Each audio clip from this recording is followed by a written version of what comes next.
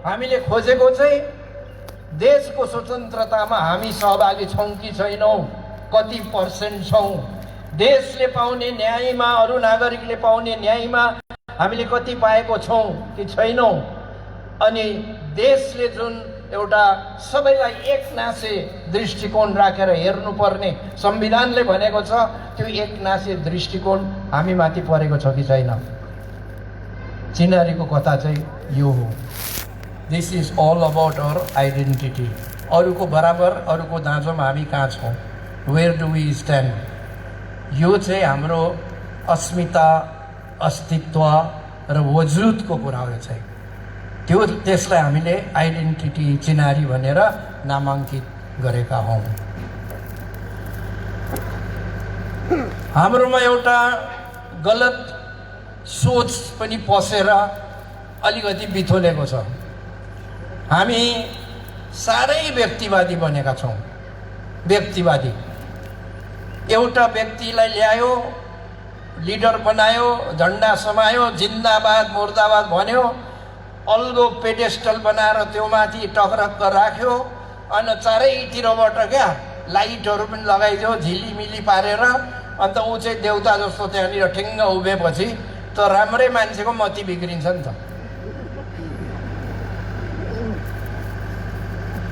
ऊ आफै सिँढी लगाएर चढेर त्यहाँ पुगेको होइन, हामीले काँधमा बोकेर लगेर त्यहाँ राख्छ।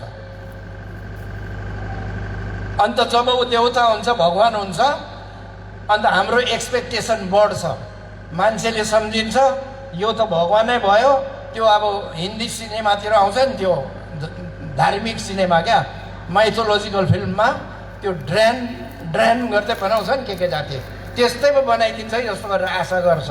बनाउँदैन, अन्त फेरि गाली गर्छ। व्यक्तिवादी सोचले हामीलाई कहीँ पनि पुर्याएको छैन। यो कुराहरू तपाईँहरू मान्नुहोस्, बुढापाकाले मान्नुहोस्, नयाँ आउने भाइ बहिनीले मान्नुहोस्। हामी जबसम्म विचारवादी हुन सक्दैनौँ, जबसम्म कुनै विचार, कुनै ठोस विचारमा हामी अडान लिएर त्यसलाई पछ्याउँदैनौँ, यो यतिकै चलेर बस्छ। यो असन्तुष्टता, यो गनगन, जहिले पनि त्यो बिमारीको नाम पनि राखिदिएको छु मैले, गनगनाइटिस। गनगनाइटिसको शिकार छौँ पुरा समाज हामी। केही कुरोमा मन पर्दैन, केही कुरोमा मजा लाग्दैन। त्यसको फेदमा गएर हेरौँ भनेदेखि हामी यही देख्छौँ, हाम्रो मनमा कुनै ठोस विचार छैन। आज दुर्गा मल्ललाई यहाँ यत्रो ठुलो घोडामा चढाएर, गोर्खा ह्याट लगाएर, खुकुरी उज्याएर मूर्ति बनायौँ नि, यो दुर्गा मल्ललाई तपाईँहरू मान्नुहोस्, इतिहासमा खोज्नुहोस्, उसको पराक्रमको लागि मानेको होइन हामीले। Not for his valour. खुकुरी हल्लाउँदै उसले 10 जनाको टाउको छिनाए रे, त्यसको लागि भने ऊ त त्यस्तो टाउको छिनाउनेमा पनि थिएन। ऊ त गुप्तचर विभागको मान्छे हो, जासुस। जासुस कहाँ खुकुरी लिएर अन्त हल्लाउँदै हिँड्छ, होइन, पराक्रमी होइन। तर उसको विचार, अघि यहाँ प्रोफेसर साहबले भन्नुभयो, दुर्गा मल्ल जब बन्दी बने, जब उसलाई पक्राउ गरियो, ब्रिटिस सरकारले जब उसलाई बर्मा बोर्डरतिर होला उखरुल भन्ने ठाउँमा जासुसीको काम गर्दै गर्दा उसलाई पक्रेर ल्याएर दिल्लीमा थुनामा पार्यो। पहिले त ऊ 15 अगस्तसम्म त अर्कै ठाउँ थियो, त्यसपछि अर्को ठाउँ सारियो। दुर्गा मल्लको विचार 2 लाइनमा म भन्छु। दुर्गा मल्ललाई थुनेर ब्रिटिस सरकारले, धेरै थियो लिस्टमा देशद्रोहीहरू, सबैलाई फटाफट फाँसी दियो, उसलाई दिएन। किन? अब भारतको स्वतन्त्रता सङ्ग्राम चलिरहेको छ, होइन? कुनी के सिंह, कुनी के आजाद, कुनी के पटेल, कुनी के सबै मधेसीय नामहरू मात्रै छ। यो चाहिँ अब फेरि नेपाली गोर्खाको छोरो, यो कहाँबाट मुन्ट्यो? यो भुङ्ग्रोमा यो कहाँबाट आयो? फेरि 31 वर्षको कलिलो केटा, यङ ह्यान्डसम। अङ्ग्रेज सरकारलाई पनि दिगमिग लागेको क्या, होइन हौ यसलाई अलिक फकाएर मान्यो भने त छोडिदिनु पर्छ हौ, यस्तोलाई कसरी झुन्ड्याउनु? यसको लडाइँ पनि होइन, यो कहाँबाट फसेको मात्रै हो भनेर धेरै टाइम उसलाई फकाउँदै राख्यो। उसलाई कमजोर बनाउनुको लागि जेल कानमा उसको मिसेसलाई पनि ल्यायो। मिसेसलाई देखेर पग्लिन्छ कि भनेर पुरा कोसिस गर्यो। अनि जो जेलर थियो, ब्रिटिस जेलर, उसले भनेको छ, अए गोर्खे, तँ किन यस्तो कलिलो उमेर फ्याँक्छस् बित्थामा? यो तेरो देश पनि होइन, तँ यहाँको मान्छे पनि होइन, तेरो देश त नेपाल हो, के भनेर यहाँ आइस? यति मात्रै भन्दैन, साप मलाई त केही थाहा छैन, साथीहरूको होरेमा लागेर म पनि यहाँ पसेको हो, एक्चुअली मलाई त थाहा पनि थिएन, साथीहरूले मलाई भुपार्यो, यति भन् तँलाई छोडिदिइहाल्छु, जा घरमा, तेरो बुढी पर्खेर बसिरहेछ। अब बिहा गरेर दुरन फर्काउने दिनमा गएको पल्टन, त्यहाँदेखि नफर्केको मान्छे, जा घरमा जा, तँलाई हामी मार्दैनौँ, तर भन्दे म त साथीहरूको होरेमा लागेर आएको, फसेँ म त हजुर, यति भन्दै भइहाल्छ भन्दा दुर्गा मल्लको विचार यो ध्यानले सुन्नुहोस् तपाईँले।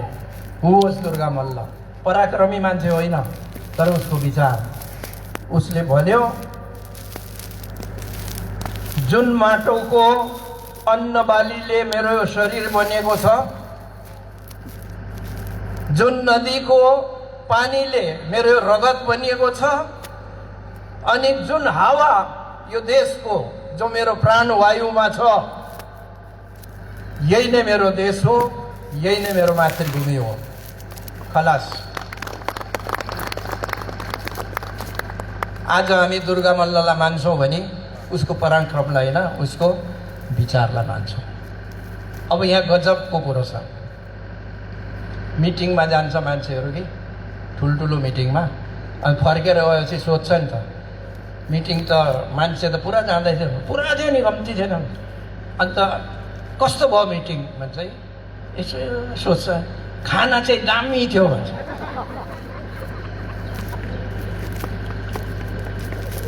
मिटिङमा के थियो, के थियो, कसले के भन्यो, कसको विचार के थियो, कसको सोच के थियो, नोबडी इज बोदर्ड। खाना चाहिँ दामी थियो भन्छ, फेरि सोध्छ, होइन मिटिङमा के भयो भन्न भन्छ, एकछिन होइन खाना चाहिँ दामी थियो भन्छ फेरि। बुडबकहरू, त्यसलाई हामी के भन्छौँ, बुडबक। मेन कुरोसँग मतलबै छैन। आज हामीले दुर्गा मल्ललाई, उसको विचारलाई चाहिँ महत्त्व नदिएर, यो त सानोमा कम्ती बदमास थियो, कुनी कसको बाख्रा चोरेको, कुनी कसको कुखुरा चोरेको, कुनी कसलाई यसले त कुटेको, अलिक लगाउँथ्यो पनि, यो त खासमा थाहा छैन मलाई, माथ्यो पनि, यसो भनेर उसलाई बदनाम गर्ने हो कि उसको जुन ठोस विचार छ जसले देशमा एउटा परिवर्तन ल्यायो त्यसमाथि चाहिँ हामीले ध्यान दिनुपर्ने हो। जसले दुर्गा बनाएको क्यारेक्टरमा जान्छ, यो त सानोमा यस्तो हो त, यसको छोरा त हो नि, हामीले नचिनेको, यसको बाउ नदेखेको हो, पैसा मागी हिँड्थ्यो, यसरी उसको क्यारेक्टर एसासिनेसन गर्नुपट्टि गयौँ भनेदेखि उसको जुन महान विचार छ त्यो विचारलाई हामीले कसरी जस्टिफाई गर्न सक्छौँ? समाजमा यो एउटा ठुलो दोष छ। हामी जुन देखाउँछौँ नि, दामी पुर्नेको जुन, झल्ल आकाशमा, ओ हेर हेर जुन भन्छौँ के, हेर्नेले के भन्छ, जुन हेर्दैन कि त्यसको औँला हेर्न, धुको पनि छैन रहेछ, जुठै रहेछ, कालो पो रहेछ, नङ पनि काटेको छैन रहेछ, चिलाउने पनि निस्केको छ क्या हातमा भन्छ। अनि त्यति भनिन्जेल त जुन त अस्ताइ सक्छ नि त। You miss the whole thing. जुन हेर्दैनौ, औँला पो हेर्छ। औँलासँग के मतलब छ यार? के छ? कट्रिना कैफको औँला होस् कि कोडी लागेको हातको औँला होस्, जुन त देखायो नि त। यो लुक देयर, त्यहाँ हेर न। कसैले जुन नहेरेर औँला केलाउँछ भने हामी त्यही भन्नुपर्छ, ऊ पनि बुडबक। दुर्गा मल्लको विचार, महान विचारलाई नसुनेर उसको बचपनमा आमा यस्तो छ भने बुढबक गलत सोचौ। विचार सबभन्दा मुख्य कुरा हो, सबै चिज विचारले चल्छ। अनि विचार कसको हो? त्यो इमेटेरियल हो। आज हामी न्युटन्सको लहरू पढ्छौँ, न्युटन्सको लमा हिसाबहरू गर्छौँ, न्युटन्सको ललाई डिराइभ गरेर दुनियाँभरको हामीले नयाँ चिजहरू इजाद गर्छौँ। अन्त त्यो नगरेर यो न्युटन भन्ने चाहिँ कसको छोरा हो, यो के जात हो, यसको थर के हो पट्टि लाग्यो भनेदेखि बुढबक। उसले के निकाल्यो? विश्वमा तहल्का मचायो उसले, होइन? अरे बाबा, एप्पल त नि उहिले आदम हवाको पालीदेखि नै झरिरहेको थियो। कसैले यादै गरेन। एप्पल त त्यही हो नि त। इडेनको बगैँचामा नि एप्पलै थियो, पाकेर कति झऱ्यो होला फ्याक फ्याक। नोबडी वाज बोदर्ड, कसैले याद गरेन। न्युटन बगैँचामा बसिरहेको थियो, एप्पल झरेको उसले देख्यो, त्यो माथि उसले एउटा थ्योरी निकाल्यो, जुन थ्योरी संसारमा प्रसिद्ध भयो। आज हामीले पनि पढ्यौँ, हामी पढाउँदैछौँ, अहिलेको नानीले पनि त्यही पढ्दैछ। अन्त न्युटनको जात गोत्रमा जाने हो, यो त कम्तीको चम्कुवा थियो न्युटन भन्ने भने, त्यो त उसको आविष्कार त बर्बाद हुन्छ त। ध्यान केमा दिनुपर्ने हो? न्युटनको आविष्कारमा नदिएर उसको जात र थरतिर गयो भनेदेखि त बुढबक। अनि स्याडली हाम्रो समाजमा बुढबकहरूको कमी छैन। एउटा नयाँ विचार आयो, विचारलाई केलाउने क्षमता छैन। विचार के हो, राम्रो हो कि नराम्रो? नराम्रो हो, नराम्रो भन। किन नराम्रो? यो कारणले नराम्रो भन न, त्यो त एक्सेप्टेबल हो नि त। तर त्यो विचार कसले ल्यायो? त्यसको जात के हो, त्यसको धर्म के हो, त्यसको बानी बेहोरा के थियो, त्यसले के गर्यो, के मतलब छ यार विचारसँग? जब विचार क्रान्तिकारी छ, त्यसले समाजमा बदलाव ल्याउन सक्छ भनेदेखि त्यो विचारमा नगएर त्यो विचारलाई ल्याउने मान्छेपट्टि जान्छ भनेदेखि त्यसलाई के भन्नु? बुढबक। मान्नुहुन्छ तपाईँहरू? हजुर सुन्नु हुँदैछ नि? मेरो कुरा मान्नुहुन्छ त? विचार नसुनेर, विचारको आलोचना नगरेर, विचारको पोजिटिभनेस र नेगेटिभनेस नहेरेर विचार ल्याउने मान्छे चाहिँ को हो त्यतापट्टि झुम्किन्छ भनेदेखि त्यो मान्छेलाई के भन्ने हो?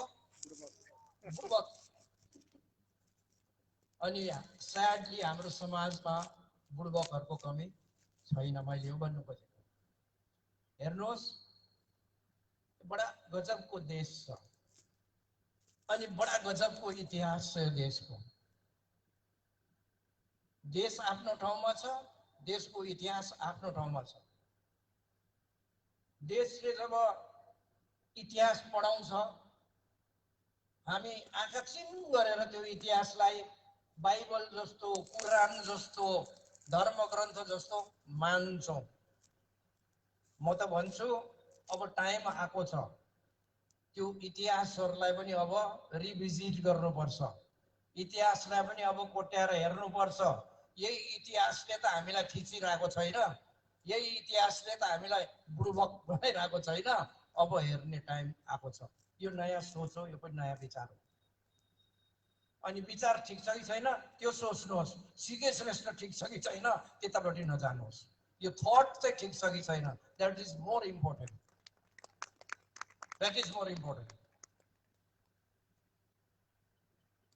मैले 1820 सालको भारतको मानचित्र हेरेँ। तपाईले पनि हेर्नुहोस्, गुगलमा सर्च गर्नुहोस्, इन्डियाको म्याप 1820 मा। 1820 सालको भारतको मानचित्र हेर्नुभयो भने तपाईले देख्नुहुन्छ ब्रिटिस भारत हो त्यति बेला त, अफकोर्स ब्रिटिस इन्डिया हो 1820 मा। त्यो मानचित्र हेर्नुभयो भने तपाईले थाहा पाउनुहुन्छ आजको भारतको आधा भाग पनि छैन। भारत आधा भाग पनि छैन, नर्थ इस्ट डल्लै छैन। त्यो बाउलाई काटेको छ, एकपट्टिको हातै छैन, बीचको बुढी नै छैन। यो हैदराबाद भन्नेहरू त कत्रो कत्रो प्रोभिन्सहरू यिनीहरू नै छैन। वेस्टपट्टिको तपाईँले अहिलेको पाकिस्तानी बोर्डर हेर्नुभयो भने थुप्रै राज्यहरू भारतमा छैन त्यति बेला। 1820 को भारतको मानचित्रमा भारत लिकुरे भारत छ, काङलाङ कुङलुङ परेको आधा भारत मात्रै छ। त्यसको मतलब आधा सरो आजको सोकोल्ड भारतीयहरू भारतीय भएकै छैन, हो कि होइन? ब्रिटिस भारतमा यिनीहरू पसेकै छैनन्, मतलब उनीहरू 1820 मा भारतीय भएकै छैन। दे आर आउटसाइड इन्डिया 1820 मा। अनि 1820 मा गोर्खाहरू भारतभित्र छ। हामी त 1816 मै आएको, आएर 4 वर्ष छिप्पी पनि सकेको थियो। 1816 मा हामी आएको हो। अनि 1820 मा भारतको म्यापमा आधा भारत छैन, डङ्गै खाली छ। त्यसको मतलब आजको भारतमा ती आधा सरो इन्डियनहरू भन्दा हामी चाहिँ सिनियर हो कि होइन? हामी 1816 मा आएको छ, उनीहरू 1820 सम्म आइपुगेकै छैन। नयाँ कुरा हो यो, याद गर्नुहोस्। पढ्ने नानीहरूले गुगल सर्चमा त हामी दुनियाँभरको सर्च गर्छौँ, यस्तो कुराहरू पनि सर्च गर्नुहोस्। 15 अगस्त 1947 मा भारतको मानचित्र छैन। 15 अगस्त 1947 मा भारतको मानचित्र बनिएकै छैन, कम्प्लिट छैन। 15 अगस्त 1947 मा भारतको मानचित्र कम्प्लिट हुँदो हो त वल्लभ भाई पटेल भन्ने मान्छेले 2 वर्ष घुमेर तानी तानी अरूलाई किन ल्याउनु पर्थ्यो भारतभित्र? इन्स्ट्रुमेन्ट अफ एक्सेसन सही किन गराउनु पर्थ्यो? त्यसले प्रमाण गर्छ 15 अगस्त 1947 मा सबै त्यो राजा रजौटा नवाब जमिनदार जागिरदारको जुन चाहिँ राज्यहरू थियो सबै आइसकेको थिएन। 2 वर्ष देउसी खेल्यो वल्लभ भाई पटेलले, घर घर गएर कति ठाउँ हात जोड्यो, कति ठाउँ फकायो, कति ठाउँ मुड्की पनि देखायो, कति ठाउँ फौज पठायो, जितेर घिस्याएर ल्यायो। कन्स्टिट्युसन प्रोक्लेम गर्ने बेला भइसक्यो, संविधान अब उद्घाटन हुने बेला भइसक्यो, देशको मानचित्र छैन। यो अवस्था थियो भारतको। 2 वर्ष लाग्यो, किसिम किसिम गरेर तानेर ल्याएको। मणिपुर जानुहोस्, बुढापाका मणिपुरीहरूले अहिले पनि भन्छ हाम्रो त देश अलग्गै हो नि, यिनीहरूले हाम्रो राजालाई रक्सी खुवाएर सही गराएको भन्छ। उनीहरूको कथा छ, रक्सी खुवाएको भयो अन्त सही गराए, हाम्रो राजाले गरेर इन्डिया भयो भन्छ। यो कथा छ होइन? त्यसको मतलब भारत बनिँदाखेरि सबै भारतमा थिएन भनेदेखि सबै यिनीहरू राष्ट्रवादी हुन् त? जसलाई घिस्याएर तानेर भारतमा हाल्नु पर्यो उनीहरू राष्ट्रवादी हुन् त? अन्त अहिले चाहिँ के को भारत माता की जय, के को वन्दे मातरम? हामी जो 1816 देखि भारतमा छौँ, हामी चाहिँ राष्ट्र विरोधी, शङ्कालु, शङ्कास्पद, डाउटफुल सिटिजन्स। अनि जो 47 मा भारतमा आएको छैन उनीहरू चाहिँ आज चुच्चे टोपी लगाएर लामो लामो गाडीमा झन्डा फिलिली मिनिस्टर्स। कसले खोज्छ यो कुरा? आज गोर्खाहरूको जब हामी अस्तित्वको कुरा गर्छौँ, चिनारीको कुरा गर्छौँ, यो देशमा हाम्रो अधिकारको कुरा गर्छौँ, यी जम्मै कुराहरू खोदलेर निकाल्नु पर्ने हो। हामीले भारतको इतिहास पुनर्लेखन गर्नुपर्छ। We must rewrite the history of India. अब आउने जवान भाइ बहिनीहरूको काम हो। हामीलाई त्यो थाहा भयो अहिले आएर, उहिले थाहा थिएन, निकै केस फुलेपछि थाहा भएको। बट हामी कप्टी गरेको छैनौँ। थाहा पाएको कुरा लिएर हामी चिहानमा जाने होइन, यी बताउँदैछौँ माइक लगाएर। इट्स योर रेस्पोन्सिबिलिटी हो। जो नयाँ भाइ बहिनीहरू आउनुहुन्छ उनीहरूले यो कुराहरूमा विचार गर्नुहोस्, कतिको सत्य छ कतिको झुट छ। त्यसै हावामा होइन, सिके श्रेष्ठले भन्यो ठिकै होला, होइन। यसलाई इतिहासको पाना पल्टाउनुहोस्, सर्च गर्नुहोस्, ठिक छ कि छैन आफ्नो दिमाग लगाएर जाँच्नुहोस्। विचार भनेको यो हो। सीके श्रेष्ठले भनेको हावा हल्ला त्यस्तो बनाउँनुहोस्। विचार ठिक छ कि छैन त्यो जाँच्नुहोस्। सीके श्रेष्ठ कोही पनि होइन, निमित्त मात्रै हो, खाली निमित्त हो। विचारलाई निकालेर अगाडि ल्याइदिने निमित्त मात्रै हो। मन पर्छ भने very good, thank you very much. मन पर्दैन भने विरोध गर्नुहोस् न, तर विचारको गर्नुहोस् न, मान्छेको गरेर हुन्छ? बुढबक। तर अब मान्छेको गर्नु कर लाग्छ कतिलाई, यस्तो पनि देखेछौ। किनभने मैले लेखेको पनि थिएँ फेसबुकमा, कतिले पढ्नु पनि भएको होला होइन। त्यो विरोध गर्नुलाई पनि कन्टेन्ट चाहिन्छ नि त होइन।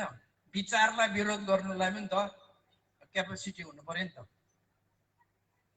बोल्नु त सजिलो छ नि, बोल्नु त सबैले बोलिहाल्छ नि।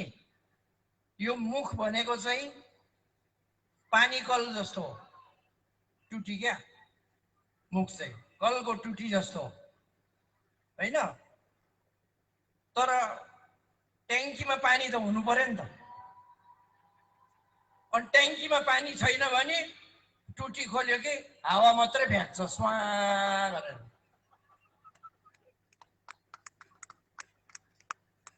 ट्याङ्कीमा पानी नै छैन भने त हावै फ्याँक्छ नि त। ट्याङ्कीमा पानी नभएका धेरै टुटीहरू समाजमा देख्छौँ। तपाईँले ध्यान विचार गर्नुहोस्। विचार जन्मिनुलाई बहुत टाइम लाग्छ। विचार आजको भोलि फट्टै जन्मिँदैन। टोइलेट सिटमा बसिरहँदा अचानक त्यो युरेका हुँदैन, बहुत टाइम लाग्छ एउटा विचार जन्मिनु, पाक्नु, अनि त्यसलाई बाहिर निकाल्नु।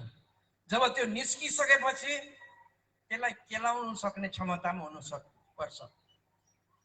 If you think it's not right, okay, मेरो कुरा सबै राइट हुनुपर्छ भन्ने छैन, तर बताउ न त why it is not right. त्यो लेभलमा बात गरौँ न त, वाट्स रङ इन इट, त्यो त बताऊ। अन्त होइन विचार सिचार छोडिदेऊ कि यो मान्छे मन पर्दैन, अब भयो त्यो त। यसले भनेको अब यो त मान्दिनँ म, यसले भनेको मान्दिनँ होइन। के भन्यो त्यो चाहिँ त्योसँग मतलबै छैन, यो मान्छे मन पर्दैन मलाई। अब बुढबक भयो। अति विनम्रतासँग, अति आदरपूर्वक, अति सम्मानपूर्वक म सबैलाई भन्न चाहन्छु, हामी विचारपन्थी बन्ने कोसिस गरौँ, विचारलाई पछ्याउने कोसिस गरौँ, व्यक्तिलाई होइन। व्यक्ति इज नट इम्पोर्टेन्ट। त्यो व्यक्ति त के हो र, पानीमा भिज्यो भने छेरौटी चल्छ होइन, गरम भयो भने लु लाग्छ, बासी खायो भनेदेखि भुँडी दुख्छ। व्यक्ति त फ्रेजाइल छ नि त, व्यक्ति इज भेरी विक। फेरि आयु सक्यो भने मर्छ। तर विचार यदि ठोस छ, समाज उपयोगी छ भनेदेखि त्यो युग युगान्तरसम्म बाँचेर बस्छ। त्यो त हामीले देखिरहेको छौँ त। गान्धी मरेर कहाँ गयो, माटो भइसक्यो। गान्धीवाद अहिलेसम्म चलिरहेको छ। मार्क्स मरेर कहाँ गयो, त्यो विदेशको मान्छे, र पनि मार्क्सवाद यहाँ अहिलेसम्म चलिरहेको छ। विचार हो नि त, विचार मर्दैन नि। अन्त गान्धीवादलाई फलो नगरेर, उसको अहिंसालाई फलो नगरेर यो बुढो त यसको